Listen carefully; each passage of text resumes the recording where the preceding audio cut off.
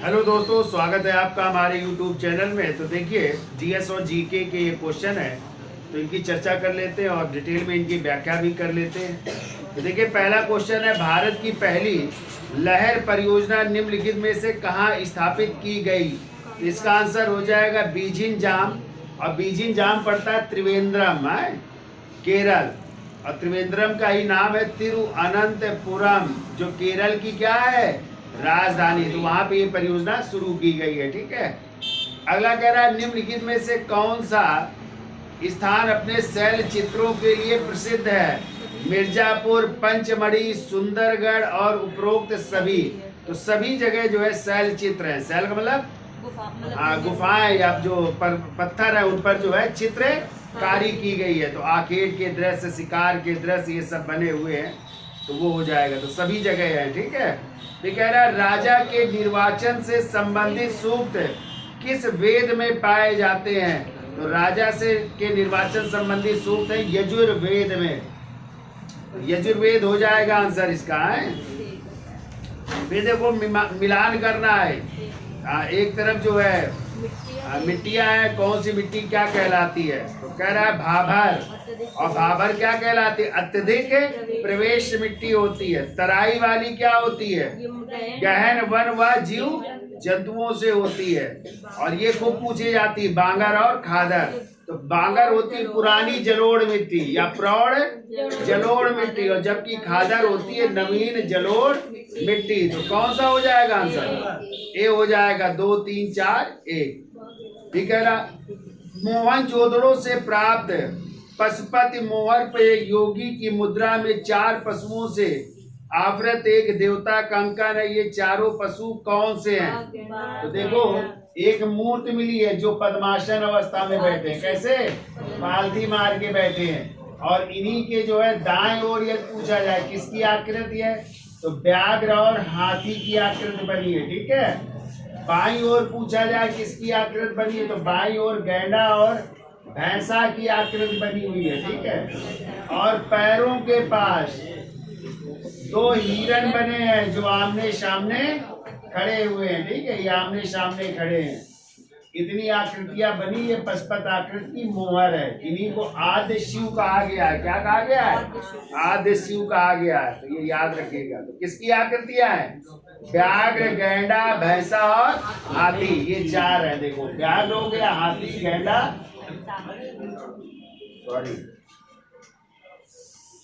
व्याघ्र, हाथी, गैंडा और भैंसा, ये 4 आकृति। और नीचे पैरों में 2 हिरण बने हैं। ठीक है।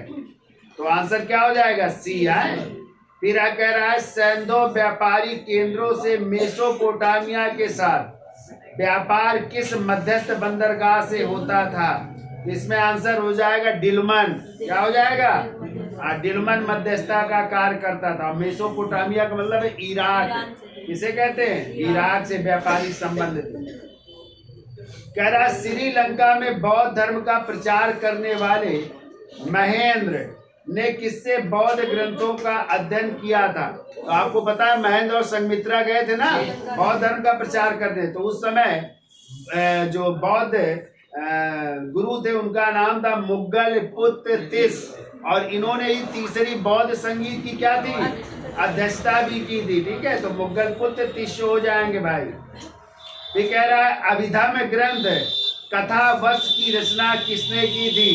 इसके भी हो जाएंगे आंसर। मुगल पुत्र इसकी रचना है ये। और आपको पता है, त्रिपिटक में जो अभिधम्य पिटक था उसको भी लिखा था मुगल पुत्र। हाँ, तो 3 पिटक है ना। कौन कौन से पिटक है पता है आपको? और पहला है शुद्ध पिटक। और शुद्ध पिटक भी क्या है? बुद्ध के उपदेश है। बुद्ध के उपदेश। और इसको लिखा था आनंद ने। किसने लिखा था? हाँ। दूसरा पिटक है विनय पिटक। और विनय पिटक में आचार नियम या प्रवेश के नियम है। और इसको लिखा था उनके दूसरे शिष्य उपाली ने। ठीक है। और तीसरा है अभिधम्य पिटक। और इसी अभिधम्य पिटक में बौद्ध दर्शन है। और इसको लिखा था मुगल पुत्र तिस ने। ठीक है। ये तीनों याद रखिएगा। मुगल पुत्र तिस ने लिखा था। तो ये त्रिपिटक है, ठीक है, बौद्ध धर्म के त्रिपिटक। और जैन धर्म के त्रिपिटक त्रिरत्न, सॉरी, ये बौद्ध धर्म के त्रिपिटक हैं। और बौद्ध धर्म के त्रिरत्न आ जाए तो बौद्ध धर्म संघ, और जैन धर्म के त्रिरत्न उसके हो जाएंगे सम्यक दर्शन, सम्यक ज्ञान, सम्यक आचरण हो जाएगा। कह रहा प्राचीन रत्नागिरी महाविहार कहाँ स्थित था? तो आंसर हो जाएगा महाराष्ट्र में। कहाँ था? महाराष्ट्र में। कह रहा सिंध से पाटलिपुत्र तक जाने वाले राजमार्ग का उल्लेख किसने किया है? तो मेगस्थनीज ने किया है। मेगस्थनीज की पुस्तक किसके दरबार में आए थे? चंद्रगुप्त मौर्य के दरबार में आए थे। किसके राजदूत थे? सेल्यूकस के राजदूत थे, ठीक है। कह रहा निम्नलिखित में कौन जैन धर्म का संरक्षक था? इसमें हो जाएंगे खारवेल, कलिंग के राजा खारवेल, और उन्हीं का है हाथी गुम्फा अभिलेख। क्लियर? ये जैन धर्म से थे या जैन के संरक्षक थे, ठीक है। कह रहा मौर्य काल में गूढ़ पुरुष किसे कहा जाता था? हमने पढ़ाया है, गूढ़ पुरुष होते थे गुप्तचर। क्या होते थे? हाँ, और गुप्तचरों का प्रमुख होता था महामात्या स्पर्श। महामात्या स्पर्श कहलाता था, ठीक है। और कौटिल्य के अर्थशास्त्र में गूढ़ पुरुष कहा गया। जो ये गुप्तचर होते थे दो प्रकार के, संस्था और संचार।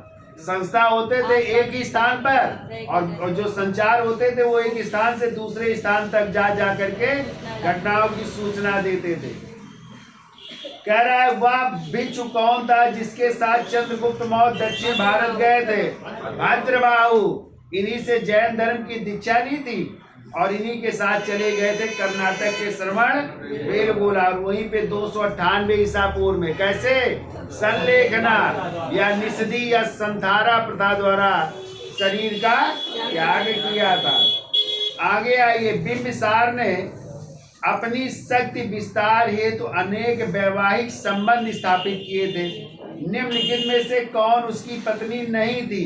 कह रहा कोसला देवी, चेलना, कुमार देवी और क्षेमा। तो इसमें आंसर होगा कुमार देवी। क्या होगा आंसर? हाँ, तो देखो बिंबिसार ने कहाँ शादी की थी, देख लो इधर। पहला विवाह किया था कौशल के राजा महाकौशल या प्रसन्नजीत की बहन कौशला। एक तो कौशला देवी थी, ठीक है। और तभी तो दहेज में इनको मिला था 1 लाख वार्षिक आय वाला काशी का प्राण, जिसकी वार्षिक आय थी 1 लाख रुपए। तो ये दहेज में मिला था। दूसरा उन्होंने विवाह किया था लिच्छवी नरेश, चेटक की बहन नहीं पुत्री, छेलना या छलना से। किससे? छेलना या छलना से विवाह किया था। और इनकी बहन थी, वो थी महावीर स्वामी की माँ, लिच्छव नरेश चेटक की बहन। क्या नाम था उनका? माँ का क्या नाम था महावीर स्वामी? महावीर स्वामी की माँ का नाम त्रिशला या विधेयदत्ता या प्रिकार्ति। अरे महान लोगों, चलिए। और तीसरा विवाह किया था पंजाब के मध्य प्रदेश की राजकुमारी। ये तो 3 पत्नियां थी, अब कौन नहीं होंगी? तो आंसर हो जाएगा कुमार देवी। और कुमार देवी किसकी पत्नी थी? तो ये चंद्रगुप्त प्रथम की पत्नी थी। गुप्त वंश के वास्तविक संस्थापक चंद्रगुप्त प्रथम की पत्नी थी कुमार देवी। और तभी तो चंद्रगुप्त प्रथम ने राजा रानी प्रकार के सिक्के चलाए थे। अपनी पत्नी कुमार देवी को अंगूठी देते हुए दिखाया गया है, ठीक है। चलिए आगे आते हैं। कह रहा है अपने ऊपर आश्रित बच्चों एवं पत्नी की समुचित व्यवस्था किए बिना भिक्षु बनने वालों के लिए किसने दंड का विधान किया था? कौटिल्य ने, ठीक है। कह रहा है अपने बच्चों के प्रति यदि आप आश्रित है, पत्नी भी आश्रित है, तो आपको भिक्षु नहीं बनना चाहिए, ठीक है। आज्ञा लेकर के ही भिक्षु बनेंगे। कह रहा है मेगस्थनीज द्वारा उल्लिखित एग्रोनोमोई कौन थे? तो देखो एग्रोनोमोई कई बार क्वेश्चन आया है। एग्रोनोमोई होते थे ग्रामीण अधिकारी। क्या होते थे? ग्रामीण अधिकारी या जिले के भी अधिकारी कह सकते हैं, ठीक है। जिले का भी अधिकारी होता था, जिले का अधिकारी। और जो एस्ट्रोनोमोई होते थे, देख लो, एस्ट्रोनोमोई वो नगर का अधिकारी होता था, ठीक है, या नगर आयुक्त कहते थे। दोनों पूछे गए, दोनों याद रखिएगा। एक ग्रोनोमोई और दूसरा होता था एस्ट्रोनोमोई है। तो ग्रामीण अधिकारी हो जाएगा भाई, ठीक है। जो फौजदारी मामले देखते थे उन लोग क्या, वो कौन अधिकारी हुआ करते थे? फौजदारी, वो फौजदारी न्यायालय का न्यायाधीश, वो प्रतिष्ठा कहलाता। हाँ, और जो न्यायालय होता था वो कंटक शोधन कहलाता। और ऐसे दीवानी न्यायालय होता था धर्म स्थीय, और उसका जो न्यायाधीश होता था वो व्यवहारिक कहलाता था, ठीक है। आगे आइए, पृथ्वी की परिक्रमा करने वाले उपग्रह पर निम्नलिखित में से कौन सा बल कार्य करता है? तो इसमें हो जाएगा पहला क्या है, चंद्रमा के द्वारा उपग्रह पर गुरुत्वाकर्षण बल कार्य करता है, ठीक है। एक आंसर हो जाएगा, केवल एक ही होगा आंसर। फिर आइए, पृथ्वी के भूगर्भिक इतिहास के अनुसार निम्न को प्राचीन से आधुनिक कालक्रम में व्यवस्थित करिए। तो पहला युग कहलाता था कैम्ब्रियन युग, फिर आया डिवोनियन युग, फिर आया क्रिटेशियस युग, फिर आया प्लायोसीन युग, और सबसे बाद में आया होलोसीन युग आया। तो आंसर हो जाएगा ए, 3 4 2 1 5। कह रहा है ज्वालामुखियों के संदर्भ में निम्नलिखित में से कौन सा कथन सत्य है? तो कह रहा है भूपल्टी से एक नली भूगर्भ मेंटल या अंतरतम से जुड़ी होती है, जिसके माध्यम से मैग्मा बाहर आता है, सही है। ज्वालामुखी नली या मुख के चारों ओर पर्वतीय भाग का विस्तार हो जाता है, ये भी सही है। ज्वालामुखी सक्रियता के आधार पर 3 प्रकार के होते हैं, जागृत ज्वालामुखी, शांत ज्वालामुखी और मृत ज्वाला, ये भी सही है। तो सभी सही हो जाएंगे भाई। आए अगला क्वेश्चन बहुत इंपॉर्टेंट है, याद रखिएगा। कह रहा गुप्त वंश की स्वर्ण मुद्राओं को किस नाम से जाना जाता था? दीनार। हाँ, स्वर्ण मुद्राएं गुप्त काल की, याद रखिएगा, गुप्त काल की स्वर्ण मुद्राएं दीनार कहलाती थी। और यदि आ जाए चांदी की मुद्राएं क्या कहलाती थी? रुपया। क्या कहलाती थी? हाँ, रुपया क्या कहलाती थी, ठीक है। करसापट तीनों उसके धातु, चारों धातु से बने होते। आगे आइए, कह रहा यदि एक दी हुई समयावधि में कीमतें तथा मौद्रिक आय दोगुनी हो जाए तो वास्तविक आय क्या रहेगी? अपरिवर्तित रहेगी। क्या रहेगी? देखो आ गया, धर्म स्त्री का क्या तात्पर्य था? हमने आपको बताया था धर्म स्त्री एक क्या था? न्यायालय था। कैसा? धर्म स्त्री एक दीवानी न्यायालय था। कैसा न्यायालय था? दीवानी न्यायालय था। और इसी का न्यायाधीश कहलाता था व्यवहारिक। क्या कहलाता था? और आ जाए कंटक शोधन, लिख लो, कंटक शोधन, ये फौजदारी न्यायालय था, फौजदारी न्यायालय। और इसका जो न्यायाधीश होता था वो प्रतिष्ठा कहलाता था। तो दोनों लिख लीजिए। ये 2 प्रकार के न्यायालय होते थे, मौर्य काल के हैं, ये याद रखिएगा। कह रहा कुमार देवी ने धर्म चक्र जिन विहार कहाँ बनवाया था? तो इसका आंसर हो जाएगा सारनाथ हो जाएगा, ठीक है। फिर आइए, दंडी महादेवी किस वंश की स्त्री शासिका थी? भौमकर वंश की थी। यहाँ पे भौमकर कर लीजिएगा। मुद्रा लेख में श्री सोमल देवी में किस वंश की रानी का संदर्भ है? इसमें हो जाएगा चाहमान, चौहान या चाहमान। फिर कह रहे कवि राजशेखर का अवंती सुंदरी से विवाह किस कोट से आता है? अनुलोम, जो कि ये ब्राह्मण थे और अवंती सुंदरी क्षत्रिय थी। तो ब्राह्मण पुरुष और क्षत्रिय महिला, कैसा विवाह? अनुलोम। अब यहीं पे ब्राह्मण महिला हो जाती और क्षत्रिय पुरुष हो जाता तो कैसा विवाह? प्रतिलोम हो जाता, ठीक है। यानी उच्च वर्ग की स्त्री और निम्न वर्ग का पुरुष प्रतिलोम, उच्च वर्ग का पुरुष निम्न वर्ग की स्त्री अनुलोम विवाह होता है, ठीक है। कह रहा देवपाल के काल में नालंदा में एक विहार बनवाने वाला बाल पुत्र देव कौन थे? तो ये शैलेंद्र वंशी राजा थे, बाल पुत्र देव। इन्होंने जो है नालंदा में चूड़ामणि बौद्ध विहार बनाने की अनुमति मांगी थी, जिसको देवपाल ने दिया था, जो पाल वंश के राजा थे। ठीक है। भाग शब्द का क्या अभिप्राय है? हमने पढ़ाया है, भाग एक भूमिकर था और ज्यादातर प्राचीन काल में उपज का 1/6 भाग लिया जाता था भाग। ठीक है। फिर आइए, कह रहा है निम्नलिखित में कौन से क्षेत्र निम्न जन घनत्व के हैं? तो विश्वतीय वन और उष्णकटिबंधीय मरुस्थल, ये 2 हो जाएंगे बस। आंसर आइए पहला और दूसरा। फिर कह रहा है निम्नलिखित ग्रंथों में से किसमें बहुविवाह के प्रचलन का संकेत मिलता है? इतरे ब्राह्मण में। किसमें? फिर कह रहा है निम्नलिखित में किस ग्रंथ से तत्कालीन प्रशासन में भ्रष्टाचार पर प्रकाश पड़ता है? तो ये हो जाएगी मृच्छकटिकम। और मृच्छकटिकम किसकी किताब है? शूद्रक की। लिख लेना, शूद्रक की पुस्तक है मृच्छकटिकम।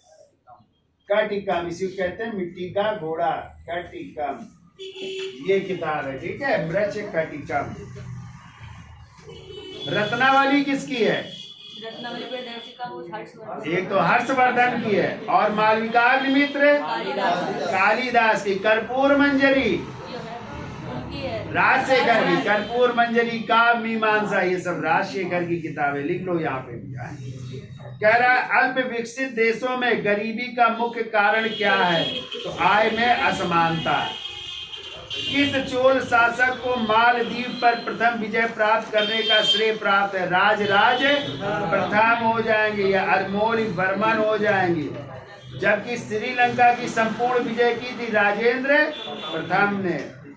आगे आइए, TRIPS यानी बौद्धिक संपदा अधिकारों के व्यापार से संबंधित पक्ष करार का संचालन किसके द्वारा किया जाता है? तो WTO विश्व व्यापार संगठन का मुख्यालय कहाँ है? जेनेवा। तो WTO का पहले क्या नाम था? गैट। क्या नाम था? कब से हो गया WTO? 1 जनवरी 1995 से। ठीक है, लिख लेना। विधानसभा अध्यक्ष का चुनाव कौन करता है? तो छूट गया। अच्छा सॉरी। कह रहा निम्नलिखित में कौन सा क्षेत्र ज्वारी ऊर्जा उत्पादन का प्रमुख क्षेत्र है? तो खंभात की खाड़ी हो जाएगा। ठीक है। विधानसभा अध्यक्ष का चुनाव कौन करता है? तो विधानसभा के सदस्य। कौन करता है? कौन है बताइए? उत्तर प्रदेश के विधानसभा के अध्यक्ष सतीश महाना। और लोकसभा अध्यक्ष ओम बिरला। ठीक है, दोनों याद रखिएगा। अगला क्वेश्चन कह रहा है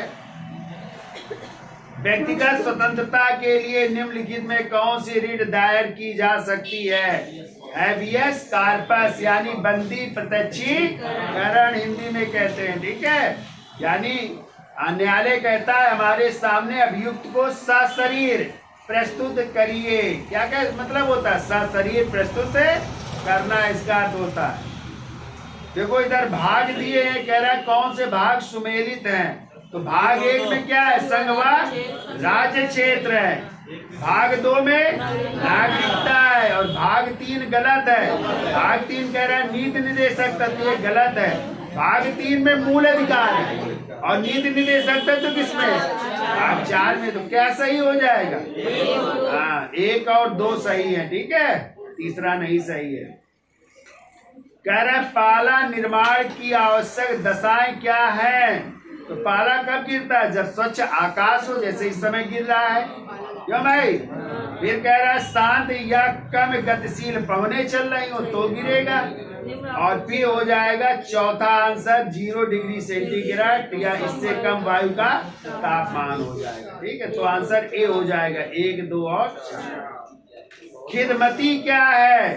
तो खिदमती होता था पराजित हिंदू शासकों से लिया जाने वाला कर, ये खिदमती कहलाता था। ठीक है। कह रहा वह दिल्ली का सुल्तान जिसके यहाँ चीन के मंगोल सम्राट का एक शिष्टमंडल कुछ बौद्ध मंदिरों को देखने की अनुमति के लिए आया था, वह कौन था? तो मोहम्मद बिन तुगलक। और फिर मोहम्मद बिन तुगलक ने भी भेजा था चीन के शासक तोगन तिमुर के दरबार में, किसको? इब्न बतूता को, लेकिन वो पहुंच नहीं पाया था। ठीक है, इब्न बतूता कहाँ से आया था? मोरक्को का यात्री था। कौन सी किताब लिखी थी? किस भाषा में? अरबी भाषा में। किस भाषा में? अब कह रहा तैमूर लंग ने किसके शासनकाल में भारत पर आक्रमण किया और दिल्ली को लूटा? इसमें हो जाएगा आंसर नसीरुद्दीन महमूद तुगलक। नसीरुद्दीन महमूद तुगलक कर लेना। 1398 में। कब लूटा? 1398। इसीलिए नसीरुद्दीन महमूद तुगलक की सल्तनत को कहा जाता है, इनकी सल्तनत दिल्ली से पालम तक फैली हुई है। आगे आइए, किसने इल्तुतमिश को भारत में मुस्लिम राज का वास्तविक संस्थापक माना? निजामी ने माना है। ठीक है, मुस्लिम इतिहासकार। किसने विवाह विभाग स्थापित किया था? फिरोज शाह।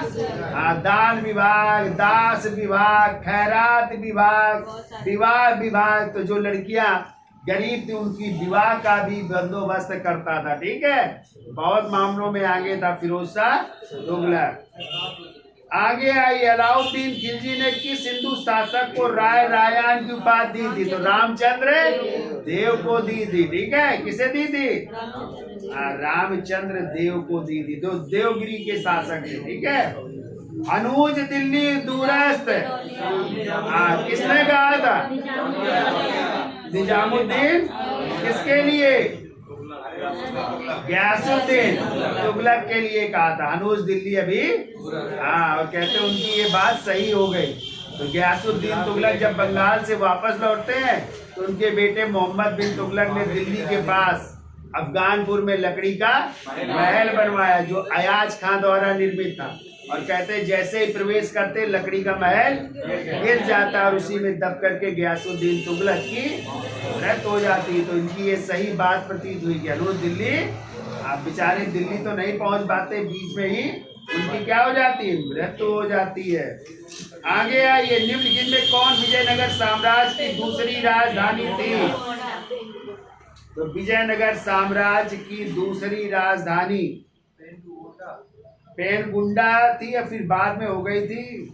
विजयनगर हो गई थी। तो यहाँ पे पेनगुंडा कर लो है, क्या हो जाएगा? पेनगुंडा। आगे आइए, किसने कहा था एक मुकुटधारी राजा को सदा धर्म को दृष्टि में रखकर शासन करना? ये कृष्णदेव राय ने कहा था। ठीक है, विजयनगर के शासक थे, तुलु वंश के राजा थे कृष्णदेव राय। भी कह रहा है कर्क और मकर रेखा पर लवणता की मात्रा सर्वाधिक पाई जाती है, क्या कारण है? कह रहा है आकाश मेघ रहित स्वच्छ होता है, अतः सूर्यातम की प्राप्ति अधिक होती है। तो ये सही होगा। और तीसरा हो जाएगा वाष्पीकरण की अधिकता, यानी डी आंसर सही हो जाएगा यार। ठीक है, ये कह रहा है निम्न चट्टानों को कण के आधार पर किस वर्ग में रखा जा सकता है? तो इसमें हो जाएगा सूक्ष्म फूड दे रहा है, बेसाल्ट, फेल्साइट, डाइक और सिल। कह रहा है सूक्ष्म कणों वाली आग्नेय चट्टान, ये कह रहा है। क्या हो जाएगा आंसर इसका? सी होगा। सी, सूक्ष्म कणों वाली आग्नेय चट्टान होगा। ठीक है, आगे आइए, भड़ौच। अच्छा, किस लिए प्रसिद्ध है भड़ौच? तो एंगेंट के लिए, झुंझुनू, ताम्रयश के लिए, संबलपुर, कोयला के लिए और सिंहभूम सोना के लिए, यानी सभी सही है। ठीक है, चैतन्य महाप्रभु किस भक्ति आंदोलन में कौन सी विशिष्टता जोड़ी? कीर्तन। ठीक है, चैतन्य महाप्रभु का असली नाम था, क्या नाम था? विशंभर, क्या नाम था? विशंभर नाथ मिश्र था, ऐसे कुछ नाम था। ठीक है, आगे आइए, हुजूर साहब का गुरुद्वारा किसकी याद में बना था? गुरु गोविंद सिंह की याद में बना था। ठीक है, 10वें गुरु गुरु गोविंद, अरे गुरुद्वारा है नाम से। आगे आइए, भारत में चिश्तिया सिलसिले की स्थापना किसने की थी? ख्वाजा मोइनुद्दीन चिश्ती, जो अजमेर चले गए थे और उन्हीं की दरगाह अजमेर शरीफ के नाम से जानी जाती है। ये कह रहा है निम्नलिखित तेल शोधक संस्थानों को उत्पादन क्षमता के अनुसार घटते क्रम में व्यवस्थित करिए। तो इसमें ये सब सही है। IOC गुवाहाटी, ROC कोयली, IOC मथुरा और ROC डिगबोई, क्रम से ही व्यवस्थित है। ठीक है, आगे आइए इधर भाई। कह रहा खाद्य पदार्थों के परिरक्षण हेतु निम्न में से किस रसायन को प्रयुक्त किया जाता है? तो सोडियम बेंजोइड का प्रयोग किया जाता है। ठीक है, देखो जंजावित क्या था या जवाबित क्या था? ये राज्य का कानून था। ये कई बार क्वेश्चन आया, याद रखिएगा, राज्य का कानून था। ठीक है, फिर कह रहा किस मुगल बादशाह ने अमृतसर में स्वर्ण मंदिर निर्माण हेतु भूमि अनुदान में दिया था? तो मुगल बादशाह अकबर ने, ध्यान रखिएगा, 1577 ईस्वी में। कौन से के गुरु थे? रामदास को। कितने बीघे? 500 बीघे जमीन दी थी। ठीक है, और इसी 500 बीघे जमीन पर कौन सा शहर बसाया इन्होंने? अमृतसर। और इन्हीं की पत्नी का नाम था बीबी भानी।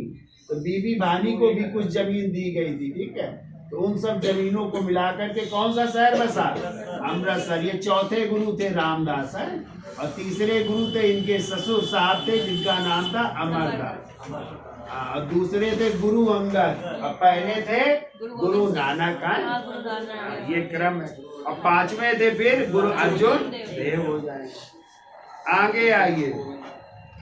कह रहा निम्नलिखित में कौन मुगल काल की एकमात्र महिला प्रधानमंत्री थी? अकबर के समय महामनगा थी ना। फिर कह रहा रज्मनामा किसका अनुवाद है? महाभारत का। किसका है? और रम्यनामा होता तो रामायण का होता। ठीक है, रम्यनामा रामायण का और रज्मनामा महाभारत का, और इसको अनुवादित किया था अब्दुल कादिर और नकीब खान ने। ठीक है, तो रज्मनामा पूछा गया, महाभारत का। महाभारत का प्राचीन नाम क्या था? जय संहिता भी नाम था। ठीक है, और महाभारत का ही 6वां पर्व है। कौन सा? भीष्म पर्व। और वही भीष्म पर्व ये भगवत गीता, याद रखिएगा। फिर आइए, कह रहा है मुगल प्रशासन में वह मंत्री जो सेना का प्रधान होता था क्या कहलाता था? मीर बख्शी कहलाता था। क्या कहलाता था? फिर कह रहा पागा क्या थी? तो पागा ये नियमित सेना थी। ठीक है, क्या थी ये? नियमित सेना पागा कहलाती थी। ये जो है उसके मराठा साम्राज्य में थी। ठीक है, कह रहा शिवाजी निम्नलिखित में से किस किले में पैदा हुए थे? तो शिवनेर के दुर्ग में 1627 ईस्वी में। कहाँ पे? शिवनेर दुर्ग में पैदा हुए थे। वहीं पे शिवनेरी देवी का मंदिर था, तभी इनका नाम रखा गया था शिवाजी। और पिता का जी का नाम था साजी, माता जी का नाम था जीजा भाई नाम था। ये भी याद रखिएगा। फिर कह रहा है निम्नलिखित में किस मुगल सेनापति ने शिवाजी को पुरंदर की संधि पर हस्ताक्षर करने के लिए बाध्य किया था? तो 22 जून 1665 को पुरंदर की संधि हुई थी। शिवाजी और राजा जय सिंह जो औरंगजेब के क्या थे? सेनापति बना करके भेजे गए थे। तो पुरंदर की संधि हुई थी। ठीक है, तो देख लो, शिवाजी और राजा जय सिंह। तो शिवाजी को अपने 35 किलो में से 23 किले देने पड़े थे। ठीक है, और मुगलों ने बदले में इनके पुत्र संभाजी को 5000 का मनशब प्रदान किया था। आगे आइए, अष्ट प्रधान समिति का विघटन किसने किया? विघटन किसने किया? साहू जी ने। और ये गठन किसने किया था? शिवाजी। तो शिवाजी की मंत्रिपरिषद अष्ट प्रधान कहलाती थी, और इसको समाप्त किया किसने? साहू जी ने, जो संभाजी के पुत्र थे। ठीक है, और आ जाए अष्ट दिग्गज। 8 तेलुगु कवि थे। वो थे कृष्णदेव राय के समय। वो अष्ट दिग्गज कहलाते, जिनमें पेडन्ना, तेनाली राम ये सब हुआ करते थे। दोनों याद रखना है। अष्ट प्रधान शिवाजी की मंत्रिपरिषद थी, और अष्ट दिग्गज 8 तेलुगु कवि थे। किसके? कृष्णदेव राय के कवि थे। फिर कह रहा है वह प्रथम अंग्रेज कौन था जिसे जहांगीर ने व्यापारिक अनुमति प्रदान नहीं की थी? Captain Hawkins. तो पहले तो दी, बाद में जो है पुर्तगालियों के विरोध के कारण वापस ले ली गई थी। ठीक है, तो कह रहा है कौन यूरोपियों का भारत आगमन का सही क्रम क्या है? सबसे पहले कौन? पुर्तगाली, फिर अंग्रेज, फिर फ्रांसीसी आए थे। याद रखना, कई बार पूछा गया है। आगे आइए, कह रहा है निम्नलिखित में किस यूरोपीय व्यापारिक शक्ति को 1717 ईस्वी में सीमा शुल्क मुक्ति की स्वीकृति प्राप्त हुई? तो ब्रिटिश। तो आप लोगों ने पढ़ा होगा फरुखसियर के दरबार में सर जॉन सरमैन के नेतृत्व में एक शिष्टमंडल आया था और उसमें एक चिकित्सक थे जॉन हैमिल्टन, और उन्होंने जहांगीर को किसी रोग से कोई फोड़ा हो गया था, उसका ऑपरेशन किया था, और इसके बदले जो है उन्होंने व्यापार बंगाल, बिहार, उड़ीसा में व्यापार की अनुमति प्रदान की थी। ठीक है, तो वो कहानी है ये। आगे आइए, कह रहा निम्नलिखित में कौन ना तो जौहरी था और ना ही शिल्पकार था? मनुची। मनुची एक तोपची था जो पहले दारा सिकोह की सेना में भर्ती हुआ था, ये औरंगजेब के साथ हो गया था। मनुची हो जाएंगे। ठीक है, और इन्होंने एक किताब लिखी है हिस्टोरियो दा मोगोर, मुगलों की कथाएं। ठीक है, इनकी किताब का नाम है हिस्टोरियो दा मोगोर, यानी मुगलों की कथाएं। कह रहा है किस प्रदेश में डचों ने अपने आरंभिक मालखाने स्थापित किए थे? तो गुजरात एवं बिहार हो जाएगा। ठीक है, 18वीं शताब्दी में निम्न में से कौन तांबे एवं पीतल उद्योग के लिए प्रसिद्ध थे? तो बनारस, आगरा और लखनऊ प्रसिद्ध थे। ठीक है, कह रहे बंगाल के नवाब सिराजुद्दौला के विरुद्ध रॉबर्ट क्लाइव ने एक षड्यंत्र रचा। निम्नलिखित में किसने इस षड्यंत्र में भाग लिया? तो मीर जाफर और अमीर चंद। मीर जाफर और कौन? अमीर चंद। तब मीर कासिम तो कुछ थे ही नहीं, इसलिए मीर कासिम नहीं है। आगे आइए, निम्नलिखित में कौन सा भारतीय राज अंग्रेजों के लिए दुधारू गाय थी? अवध। अवध जो है बफर स्टेट का कार्य करता था, दुधारू गाय कहते हैं, धाय माँ कहा गया है अवध को। ठीक है, अंग्रेजों के लिए। हाँ, ये कई बार क्वेश्चन आया है, याद रखिए।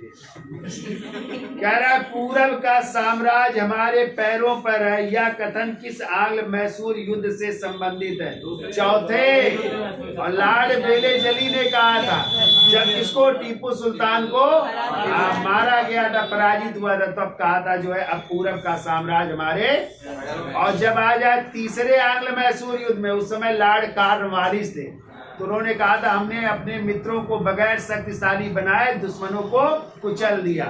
ये कहा था तीसरे आंग्ल मैसूर युद्ध, जो 1790 से 92 के बीच हुआ था। ठीक है, और चौथा हुआ था 1799 में, याद रखिएगा। चलिए, तो बेलेजली ने कहा था भाई है। कह रहा सर जॉन शोर की नीति भारत में किस रूप में जानी जाती है? तो हस्तक्षेप की नीति है। कह रहा है 18वीं शताब्दी के पूर्वार्ध में निम्न में से किसका शासनकाल न्यूनतम रहा? जहांदार शाह। 1712 से 13, बस 1712 से 13।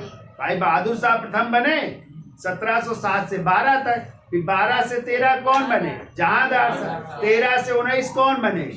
फारुखसियर। फिर थोड़े समय के लिए रफीउद्दर्जा, रफीउद्दौला, फिर मोहम्मद शाह रंगीला 1720 से 48, फिर अहमद शाह 48 से 54। ऐसे याद रखिएगा आपको। आगे आइए, कह रहा बंगाल में फोर्ट विलियम का प्रथम अध्यक्ष कौन बना? सर चार्ल्स आयर वुड को बनाया गया था। फोर्ट विलियम के प्रथम जो है ये अध्यक्ष बने थे। ठीक है, और ये स्थापना हुई थी फोर्ट विलियम की लॉर्ड बेलेजली के समय। ठीक कह रहा है किस मुगल सम्राट के आदेश द्वारा बंदा सिंह, जिन्हें बंदा बहादुर कहते हैं, नाम सुना है इनका, को यात्रा देकर मृत्यु दंड दिया गया था? तो फरुखसियर के समय 1715 ईस्वी में। तो बताइए बंदा बहादुर का असली नाम क्या था? लक्ष्मण देव था। क्या नाम था? देख लो, बंदा बैरागी भी कहते हैं, लक्ष्मण देव भी कहते हैं, ये भी याद रखिएगा। फिर आइए अगला पॉइंट, कह रहा निम्नलिखित में से अवध के किस शासक को मुगल सम्राट का प्रथम वजीर नियुक्त किया गया था? तो अवध का नवाब थे सफदर जंग को वजीर बनाया था, अहमद शाह ने अपना वजीर बनाया था, ठीक है। जबकि अवध के संस्थापक कौन थे? सआदत खां बुरहानुल मुल्क, जिन्होंने 1722 में अवध की स्थापना की थी स्वतंत्र रूप से। है कह रहा है भारत पर नादिर शाह के आक्रमण के समय कौन था मुगल सम्राट? तो नादिर शाह का आक्रमण पता है कब हुआ था? 1739 में। कब हुआ था? 1739 में। और इस समय मुगल बादशाह थे मोहम्मद शाह रंगीला। कौन थे? रोशन अख्तर। हाँ, रोशन अख्तर या मोहम्मद शाह रंगीला 1720 से 48 तक रहे। तभी तो नादिर शाह ने करनाल का युद्ध लड़ा था ना 1739 में। उसी में तो मोहम्मद शाह रंगीला पराजित हुआ, उनका सेनापति खाने दौरा मारा गया था इसी युद्ध में। और फिर जो है नादिर शाह ने दिल्ली को लूटा था। तो क्या लूट करके ले गया था? कोहिनूर हीरा और तख्ते ताउस या मयूर सिंहासन ले गया था। और नादिर शाह को ईरान का नेपोलियन भी कहते हैं। क्या कहते हैं? ईरान का नेपोलियन भी कहते हैं। आगे आइए, कह रहा है वह प्रथम भारतीय कौन था जिसने आर्थिक निकासी के सिद्धांत की ब्रिटिश पार्लियामेंट के हाउस ऑफ कॉमन्स में भर्त्सना की थी? तो दादा भाई, और दादा भाई नौरोजी जो ब्रिटिश पार्लियामेंट के चुने जाने वाले व्यक्ति भी है भारतीय, ठीक है। जो फिन्सबरी कहाँ से चुने गए थे? फिन्सबरी प्रांत से। और किस पार्टी से? लिबरल पार्टी, उदारवादी दल से चुने गए थे, ठीक है। आगे आइए, आरंभ में यूरोपीय व्यापारियों की रुचि किसमें थी? मसालों में। यहाँ पे व्यापार करते थे, किसका? मसालों का व्यापार करते थे, ठीक है। कह रहा है सर्वप्रथम मंगल पांडे को यह जानकारी कहाँ हुई कि इनफील्ड राइफल में प्रयुक्त होने वाली कारतूस आपत्तिजनक जानवर की चर्बी से युक्त होती है? तो बैरकपुर छावनी में। चूंकि कहाँ के वो थे? बैरकपुर छावनी में ही थे। और कब उन्होंने अपने अधिकारी जनरल ह्यूसन और लेफ्टिनेंट बाग की हत्या की? सब भूल जा रहे हो तुम लोग। 29 मार्च 1857 को लिख लो भैया। 29 मार्च 1857 को किसकी हत्या की थी? जनरल ह्यूसन और लेफ्टिनेंट बाग की हत्या की थी। फिर पकड़ लिए गए। तो मंगल पांडे को कब फांसी की सजा हुई थी? याद रखना, 8 अप्रैल 1857 को मंगल पांडे को फांसी की सजा हुई। और मंगल पांडे कहाँ के रहने वाले थे? गाजीपुर उत्तर प्रदेश के रहने वाले थे। ये भी याद रखिएगा, ठीक है। और घटना कब की थी? 29 मार्च 1857 को, ठीक है। तो बैरकपुर छावनी में थे, ठीक है। आगे आइए, मानव में निम्नलिखित में से कौन सा एक रोग वायु द्वारा फैल सकता है? टीबी। टीबी के मरीज जो होते हैं वायु द्वारा फैलता है ये रोग, ठीक है। आगे आइए, निम्नलिखित में प्रथम भारतीय शासित राज्य कौन था जिसने लॉर्ड वेले जली की सहायक संधि पर हस्ताक्षर किए थे? हैदराबाद। सहायक संधि स्वीकार करना। हाँ, अरे केवल होता सहायक, यहाँ लॉर्ड वेले जली है तो इसलिए हो जाएगा हैदराबाद। कब? 1798 ईस्वी में हैदराबाद के निजाम। अब केवल होता कि सहायक संधि स्वीकार करने वाला पहला राज्य तो अवध होता, लेकिन यहाँ पे दिया लॉर्ड वेले जली, नाम दे रहा है ना, इसलिए क्या हो जाएगा? हैदराबाद। नाम ना होता लॉर्ड वेले जली तो अवध हो जाता पहला राज्य। आगे आइए, निम्नलिखित में से किसे 9 दिन का प्रातः का तारा कहा जाता है? स्वामी विवेकानंद को कहा जाता है। हाँ, फिर आइए अगला मिलान करना है, तो इसमें कर लो, बी आंसर हो जाएगा, मिला लो। फिर कह रहा 1889 में अहमदिया आंदोलन का प्रारंभ किसने किया था? मिर्जा गुलाम अहमद। तो पंजाब के गुरदासपुर में कादियान नामक स्थान से, इसीलिए इसे अहमदिया या कादियान आंदोलन भी कहते हैं, ठीक है। 1889 मिर्जा गुलाम अहमद हो जाएंगे। आगे आइए, कह रहा है ड्यूगोंग नामक समुद्री जीव जो कि विलोपन की कगार पर है, क्या एक स्तन है? धारी है। क्या हो जाएगा? निम्न पर विचार करिए, धान के खेत, कोयले का खनन, पालतू पशु आर्द्र भूमि से कौन सी गैस है? मीथेन गैस के सब स्रोत हैं। ठीक है, सबसे मीथेन गैस निकलती है। ठीक कह रहा है, आपदा निवारण के टॉप डाउन उपागम में सबसे निचला स्तर क्या? विकास खंड हो जाएगा। क्या हो जाएगा? हाँ। फिर है रैयतवाड़ी बंदोबस्त के जन्मदाता सर टॉमस और कैप्टन रीड को माना जाता है, और स्थायी बंदोबस्त होता है तो लॉर्ड कार्न, हाँ, और महालवाड़ी व्यवस्था होती तो हो जाते हार्ट मैकेंजी। तीनों लिख लेना है।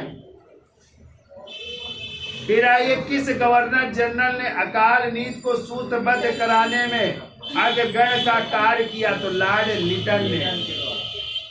निम्नलिखित मुस्लिम नेताओं ने किसने स्वयं को मसीह मौद या कृष्ण का अवतार होने का दावा किया था? तो मिर्जा गुलाम अहमद ने ही अपने को जो है कृष्ण का अवतार, ईसा मसीह का अवतार कहना शुरू किया था। ठीक है, हाँ, यही हो जाएगा, मिर्जा गुलाम अहमद कादियानी, इसीलिए इसे कादियानी आंदोलन भी कहते हैं। कह रहा था किसने तिलक के देहावसान पर कहा था मेरा सबसे मजबूत बचाव चला गया? किसने कहा था? लाला लाजपत राय ने कहा था। ठीक है, क्योंकि ये सब गरम दल के नेता थे ना। अब कह रहा है रावत भाटा कहाँ पे है? परमाणु ऊर्जा केंद्र कहाँ पे है? रावत भाटा राजस्थान। काकरा पार कहाँ पे है? गुजरात। कैगा कर्नाटक। और कुडनकुलन तमिलनाडु में। तो कौन सा हो जाएगा? सी हो जाएगा। ठीक है, कह रहा है किस जेल में सुभाष चंद्र बोस, लोकमान्य तिलक और लाला लाजपत राय ने अपना बंदी जीवन व्यतीत किया था? तो मांडले जेल। और मांडले जेल कहाँ है? म्यांमार में, बर्मा में है। अंडमान निकोबार में तो सेलुलर जेल है, काला पानी की सजा होती है। और इसी मांडले जेल में तो बाल गंगाधर तिलक ने गीता किताब लिखी थी ना। कह रहा कौन एक साइमन कमीशन के सदस्यों में उदारवादी दल से था? नहीं। कौन उदारवादी था? अच्छा, उदारवादी कह रहा है कौन था? तो इसमें इटली हो जाएंगे। ठीक है, लेकिन ये पार्टी से थे, किससे? लेबर पार्टी से। जो आगे चल करके क्या बने थे? ब्रिटेन के प्रधानमंत्री भी बने थे क्लीमेंट इटली, जब भारत स्वतंत्र हुआ था। ये कह रहा स्वचालित कलाई घड़ियों में ऊर्जा मिलती है हमारे हाथ के विभिन्न संचालन से। हो जाएगा। जल अपघटन से ऊर्जा किस रूप में उत्पन्न होती है? ऊष्मा के रूप में होती है। तो ये था आंसर आपका। ठीक है, इस तरह ये क्वेश्चन थे जिनको कि हल किया गया है। धन्यवाद है।